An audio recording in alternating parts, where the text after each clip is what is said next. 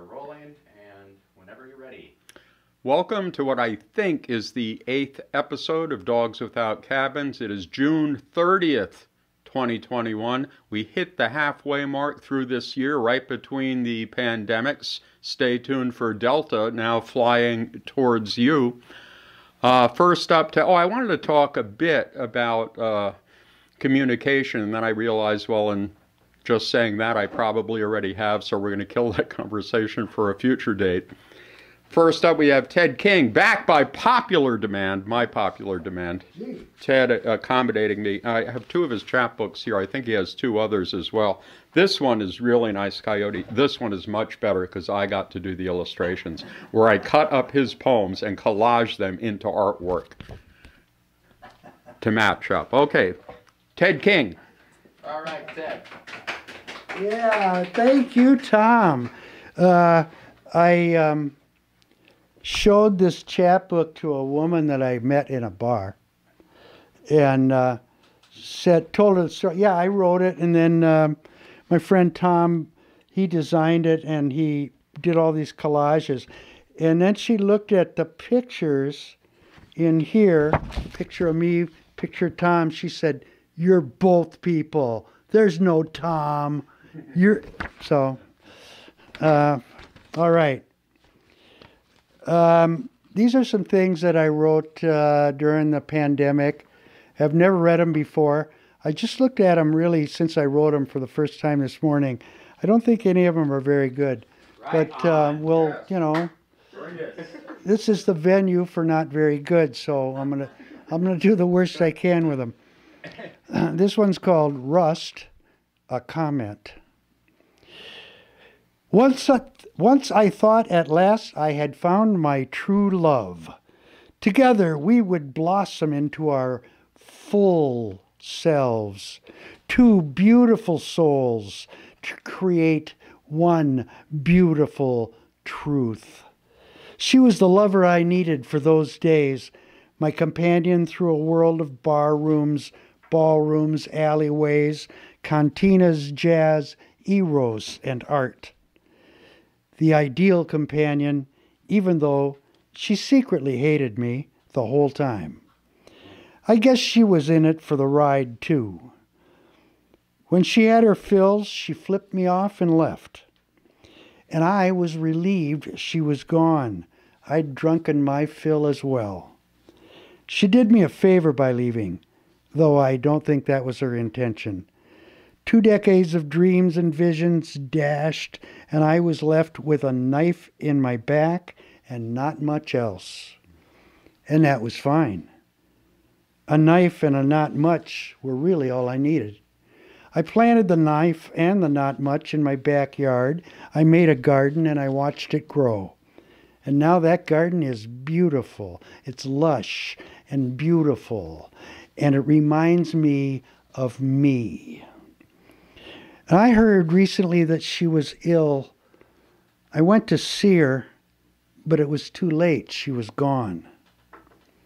I noticed, though, that she, too, had planted a garden, and it was beautiful, and it reminded me of her.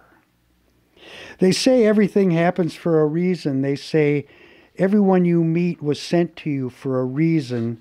Well, I don't know if that's true or not. You know, they say a lot of things. Here's one called The Year of the Plague. The Year of the Plague, I watched a lot of TV. Thank you.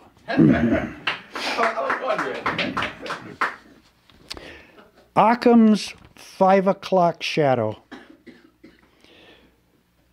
You all know about Occam's razor, right? Okay, Occam's 5 o'clock shadow. When the chips are down, when the stakes are high, it's really quite easy to do the right thing. You just put on one of those Groucho masks, the kind with the eyeglasses and the big nose and the mustache, and then you do what needs to be done. Now, if you don't have a Groucho mask, do what needs to be done anyway. Then, once you've completed that task, go out and get a mask so you'll have it on hand the next time the chips are down and everything's on the line. Thank you. Okay. I think I'll just go with... All right, I'll try this one. It's another kind of a lame love poem. Perched on my vintage sofa, eating my old sneakers, and watching French crime dramas on TV, worried that my dog's feet might be frostbit, and thinking, what a wonderful world this is. I've found that shoe leather ages well, like wine, when kept in a cool, dry place. And these shoes are tenderized by all those years of walking the path. And for now, when I throw the ball, my dog can't outrun me, so I get to it first. And because I don't speak French, I can't criticize the dialogue on the show. Too bad I can't call my mentor and tell him of my progress. But my mentor died just last week, even though I still have some questions. But I think I'm starting to learn for myself. What a wonderful world this is, now that I've met you. That's all I got today. Thanks so much. Very nice. Was that last piece to me, Tim? Yes, it was, Tom. You brightened my world. I wish I had made notes about what I want to say next, but because I'm a poet, we don't take notes, and accuracy isn't that much of a big deal. But there's a series of ads that have been on for about 6 months, and this ties into my entire anti-work and anti-work world thought for Allstate, and it's an Allstate agent telling a pizza delivery person that everybody gets the same rates. But she's enamored with the rate she got, and she keeps handing him a pizza, and then she says, and a jug full of ranch dressing, and here's cheesy bread, and all this other stuff, and that's the whole thing. They do another version where he's in a butcher shop, and the woman behind the counter is charging him for like ground beef, but throws steaks on and chops and says, and come back later, I'll give you the good stuff, and giving it to him for free. What is best about these commercials is both of these employees, for the pizza company and for the butcher, are ripping off their employers. They're not giving away anything of their own, nothing they made or they produced, but they're just stealing it from the boss. I think that is America in a nutshell, and profoundly charming and important to me. Wanted to share that. Next, we have Banji Lawal. Banji, what's your moniker? That I even wrote it down because I get it wrong. Ghost Shifter Running Bird. What's the scoop on that? Oh, come on up and tell us. Banji Lawal. Shifting. Well, I get asked about what's up with my name, Ghost Shifter Running Bird, from time to time. And I'll just share. It's a whole story in itself. But I'll just say right now that I spent some time trying to find out my second true name. My parents gave me some true names, but I discovered that Ghost Shifter Running Bird is also my true name. And I feel, so I'm very happy with that. And I'm also really glad to be here. It's kind of exciting. And I think, so I'm going to start with reading something that was inspired by Tom Cassidy. Because I've been listening to Tom Cassidy for a few years. I've also, sometimes I'll look at his gestures and his way of performing. And I feel that he has a signature that's all his own. That if you're able to see it, some people who know him would be able to say, that's Tom Cassidy performing. And I have also been impressed by what he does and the way he and the way it just goes off in tangents and circles and in straight lines and comes back to itself. It's quite different from what I usually do. But during our second pandemic here, I was sitting down and thinking. And then after the dream, I wrote this thing that it turns out is the closest I could come to writing what in Tom Cassidy's style. And so it's called Florida. It was really weird and annoying that we had to charge every other on. I'm sorry, let me start again. It was really weird and annoying that we had to charge each other on the alligators we wrestled into wearing bits and harnesses. Nobody ever seemed to understand how dangerous and pointless it was. I had never ridden an alligator before. Don't ask me how to do it. I did enjoy riding a mechanical bull when I had strong wrists, but an alligator can outswim you. Your puny arms pulling on a chain-ring alligator mouth harness is not strong enough to keep its neck that's as wide as your waist from diving into the muddy lagoon that smells of faded vegetables, fish puke, and that attracts wild boar to fight with the Burmese pythons over who gets the territory. Purists say you can ride an alligator without a mechanical assist. The purists do 100-pound dumbbells on their arms. They spend a day and night stress testing their core and back with 400-pound snaps and poses stolen from art class models.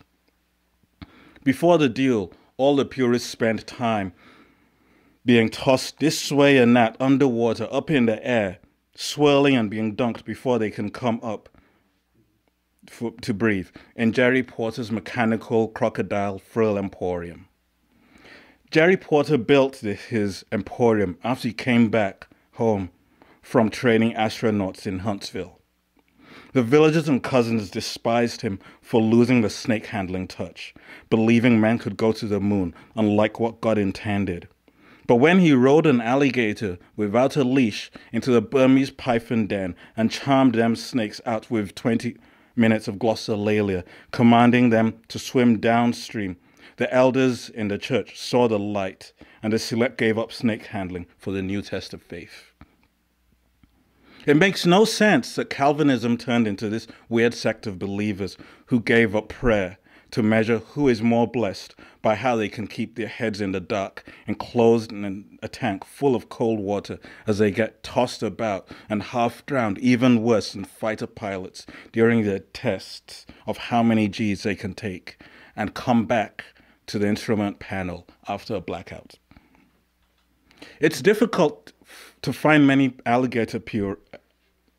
purists of alligator riding, even though every other person in Florida spends a weekend wrestling alligators. Most of us have the good sense to go home, eat our collard greens, drink a mint julep, cheer Roxanne in those Judging Amy reruns that are inexplicably popular down here.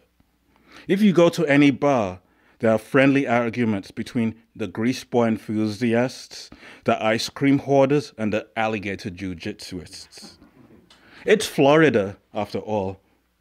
But deciding to have deals on alligators that are wild, unprincipled, is so far out there that the meth head addicts who eagerly sign up for a chance to eat another junkie's face for breakfast will not participate. The average Floridian credits all their bizarre behavior to all the lead in the water. The EPA and Army Corps of Engineers have confirmed this is true. With all the strangeness in the air and the water, alligator riding purists are hard to find because they usually don't survive the first ride. My bishop thinks that all martyrs are in the right hand of God. Most of us are not purists.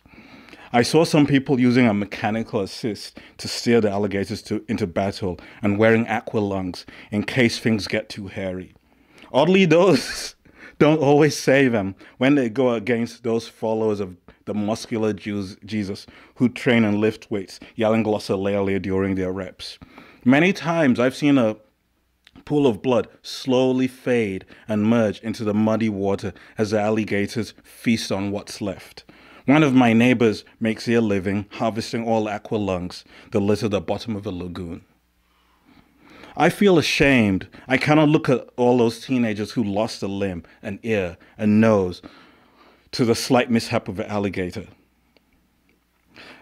The people here don't take you seriously, no matter how many guns you proudly don't conceal, if you have not wrestled with an alligator.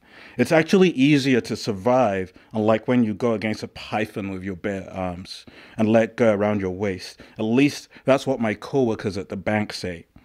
I'm not sure if it's the cocaine talking or the lead everyone breathes, but I need to fit in. I don't want to go back to Minnesota, where people have to prove their fitness by swimming under the ice from under one hole to another, then running in a wet corduroy tracksuit to that mountain of road ice that each town piles in their square so people can lick it until their tongue sticks to the dirty pebbles, fingernail clippings, diapers, coffee grounds, and activated charcoal and spit. I'm not going back to Minnesota. I like it here. So that's something I wrote when I was thinking about Tom. And I'm going to read one more piece. I thought I would have another, but I can't find it right now, so I'll read this. I wanted to find something that was kind of different. Actually, this is kind of different. So, 1 second, please.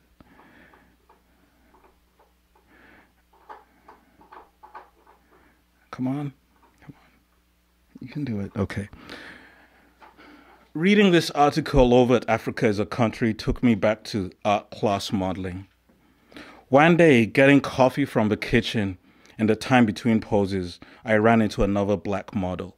It turned out we had a whole relationship about a continent to share with each other, along with experiences in the art modeling circuit. Drawing, painting. Back then, I could not paint. I had forgotten how to draw. From the time I was 15 till I went to Iowa, I drew constantly and without much thought. I could do some things decently that had been memorized by my wrists, like the brightly lit up cruise ships I made with all those colored pencils and crayons in the British kindergarten days. When I came back from Iowa, I only drew one self-portrait early on, before graduate school became a preoccupation. It's odd, but not surprising, that when I went into those vast commercial fields of corn to practice all I knew of chemistry, I gave up childish things like drawing without thinking about it. We all change on our first adult job, getting to use what we spent years learning to do. During those terrible married years, I tried to use those old skills to sketch buildings and found it was all gone. My wrists were useless for anything but writing and making placating gestures to a spouse who grew to despise me over time. At the beginning of a third reinvention, I took a class to relearn what I scared myself out of. With rehashed skills and new ways of seeing, I could draw ears and hands like never before. I started modeling when I took classes to get deeper into the spirit of paint. Charcoal, canvas, light and shadow. It was a surprising pleasure to meet someone raised by Pied Noir. She shared what they told her about adjusting to France after Algeria became its own country. As an African-American woman raised by French colonial settlers who are most likely born Spanish, Bulgarian, Turkish or Lebanese, there must have been all kinds of things going on with her parents that would have been interesting. She had her own understanding of what it meant to be African and American. I never really got to learn in those 5, 10, 15-minute breaks we shared, intermittently drinking teas, coffee, eating cookies brought along by art instructors or students on mismatched plates from God knows what garage sale, free bin or somewhere. Now I think the story of ourselves and how we got there was probably more interesting than anything we had to say about working in the art modeling circuit. I got interested in commercial modeling. I was told there's lots of money in commercials. They just leave it there on the table. All you have to do is show up to enough auditions and pick it up. I am suspicious of promises of easy wealth, requiring I do this one thing, just this one thing, that requires a lot of work and discipline, unless the field is accounting, computer science, or nurse practitioner school. My ambitions have never included being on TV. I don't care about fame. I avoid emails, don't hear phone calls. Vaguely familiar people come up to me saying they have met me somewhere, sometime. My reply is they have mistaken me for someone with an interchangeable face. Sometimes it works, then we shake hands. I wanted to be a commercial model because the money adds up for extras in corporate training videos. If my phone went ka-ching, ka-ching every other minute with pennies on the Doyle royalties from Shutterstock photos of me looking pensively at my coffee cup, I would sleep soundly in the pajamas and bed paid for by hardware store flyer, where I sit, wide stance style, on a riding mower. I was not interested in modeling for the fame, only for the far lower bar of decent money for house payments, without having to take acting classes. But just knowing how to obey, stand there, and the ability to make my face look like any given emotion and not speak. I cannot dance or sing, though I used to look good on camera. My voice is from many places. It's good at sending people to sleep. It sounds more serious than I am. And that's why I was talent spotted by someone who had the measure of my not caring enough about that career to only pay for a stack of headshots I still have in storage somewhere. That was an odd time, just like all other odd times, since I came back to this city where Dred Scott lived for a while. Everything in this lake-strewn place is no more solid than in his day. My time modeling in the art studio seems like a conversation about a dream I overhear in a coffee shop where I'm busy writing code. The other person's vague night experience is only tangentially of interest to me, like the struggles of a Portuguese refugees. Thank you. Nice. Excellent. Hey, Banji, strike a pose. Strike the looking at the coffee cup pensively pose. Okay, shift. Higher. Beautiful. Higher. Move. Okay. Look at me. What are you thinking? Thanks, Banji. And now, back by popular demand yet again, the third time this season, Ted King. Oh my. Oh. Oh goodness. I better deliver, huh? Excuse me, I'm sorry about this here. Okay. Thank you, Tom. Banji, that was awesome. Very, very, very fun stuff. I found one more that I wrote in the plague time. So, okay, in service to what, I call it. Hey, we're all in service to something. But in service to what?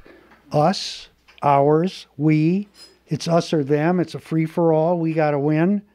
You know, we're all hitmen for the mob. Give me a cheeseburger, give me a gun. It's the land of the free. I want to have some fun. We want haircuts, God damn it. Haircuts. We want haircuts. In service to, I don't want to hear it. I don't want to know. It wasn't my fault. Do what I tell you. He shouldn't have run. Don't resist. In service to what? The white, the black, the gold, the blue, the flag, the hormones, the God, the clue. Get off my lawn. Get out of my sight. You don't belong. What's yours is mine. It's my God-given right. It says so right here in this book somewhere. Now, I'm a good person. I live a life of service. Service to the company, service to the creed, service to the boss, service to my greed, to my comfort, to my fear, to my anger and my symbols, to my hormones, and to my place to hide, to my memes, to my TV, to my dreams, but not yours. I live a life of service. Service is my only job, and it's the same job you have. I'm a hitman for the mob. Thank you. Thank you, Tom. Thank you, Ted.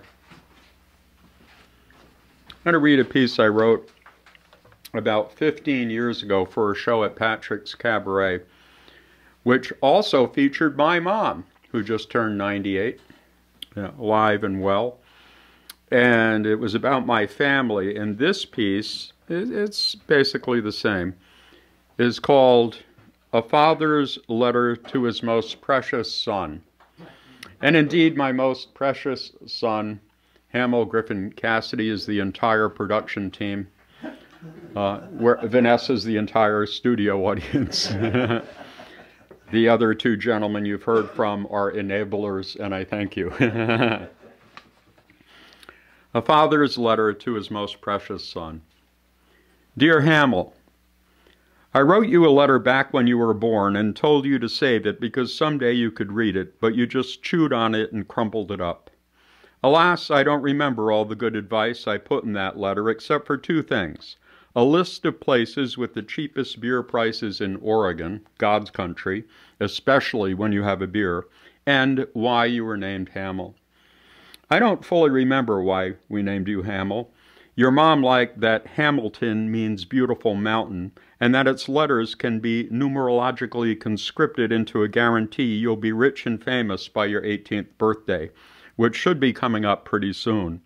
Unfortunately, we shortened it to the less pretentious Hamill, which numerologically translates to a life of doing public access shows of neighborhood fairs where kids named Tyler and Abigail dance to bands made up of 50-year-old guys who, if they had different names, would be playing the Hollywood Bowl. I did enjoy the fact that the great writer Peter Hamill was stupping Jackie Kennedy, but I mostly went along with Hamill because your mom's other choice for a boy's name was Pomeranian, which numerologically mandates a life sentence of excessive barking. I also wrote you a letter when you were going to that radical school, Second Foundation, where you were able to get experiential credits for smoking in the bathroom and double credits if you were smoking pot. Unfortunately, I tucked it under another kid who was sacked out face down during your favorite class for sleeping, which was called Martin and Lewis and Clark. I don't remember all the good advice I put in that letter, except for these things which remain true. You never turn a burger more than once. There is no such thing as a fully domesticated canary, and most writers write like they're playing Mad Libs. I believe your classmate who got that note is nowadays the highest paid cook at the Edina Grill. There was also a footnote to that letter to caution you against becoming an artist, working with artists, or posting bail for artists when you know they could use the 3 square meals a day. The footnote went like this. When trying to capture beauty is like trying to capture something that shouldn't be captured, art is too much. When wild-born, horse-free wind songs make the elevator seem safe, art is too much. When speaking to your dog about art seems not just crazy, but practical, art is too much. It cheapens life and death both, yet it made the cave home. When asked to visualize a cave painting, all of us picture, roughly, the same picture of a Paleolithic man. Whether you know it's a Paleolithic man or not, it's the same guy, spearing a bison or a horse or elk, whether you know it's a bison or a horse or an elk, or whether it's a spear or a yardstick from the state fair, it doesn't matter what it is, it's the same guy that I picture, and your neighbor pictures when we picture a cave painting. Art is too much. When without looking out at all, we all see the same picture, and the picture is 32,000 years old, art is too much. When trying to talk to an art teacher, art is too much. When trying to really speak is like trying to say something that shouldn't be said, art is too much. When playing with the language makes greater sense than working with the language art is too much. When you realize, after having part of the known poem stuck in your psychic dungeon for decades, that Kipling rigged his game of pitch and toss, that Emily Dickinson hated herself for writing, that Dylan Thomas drank himself to death, shall have no dominion, art is too much. When everybody acts like they're not acting, art is too much. When it doesn't steal or mimic life, it cheapens or disparages all the lives of others. Art is too much, but especially for artists. So get your plumber's license and you'll always have hot water. I know that ends a little abruptly, but I was late for happy hour in the teacher's lounge. I'd like to thank Ted and Banji and Hamill and Vanessa. And I'll read this, and we could fade out with this if you want. It's an old Western song that I'm not going to sing, but I wrote it. Sell me booze on Sunday, sell me beer online, sell me rum till 2 a.m., sell me whiskey anytime. Screw you for making me sober by slapping me at birth. Screw you for drinking thoughtfulness can possibly save Earth. Screw you for making me sober with art that's small and fat. Screw you for turning all the gods into copies of just that. Sell me booze on Sunday, sell me beer online, sell me rum till 2 a.m., sell me whiskey anytime, sell me weed on Sunday, sell me hash online, sell me meth till 2 a.m., sell me cocaine anytime. Screw you for making me sober with rent-a-cops and lies. Screw you for scanning everything that walks and talks and flies. Screw you for making me sober with your stupid unmet need. Screw you for making shock and awe a nobler form of greed. Sell me news on Sunday. Sell me air online. Sell me luck till 2 a.m. Sell me Jesus anytime. Sell me booze on Sunday, sell me beer online, sell me rum till 2 a.m., sell me whiskey anytime, sell me weed on Sunday, sell me hash online, sell me meth at 2 a.m., sell me cocaine anytime. Thanks for watching. Yeah.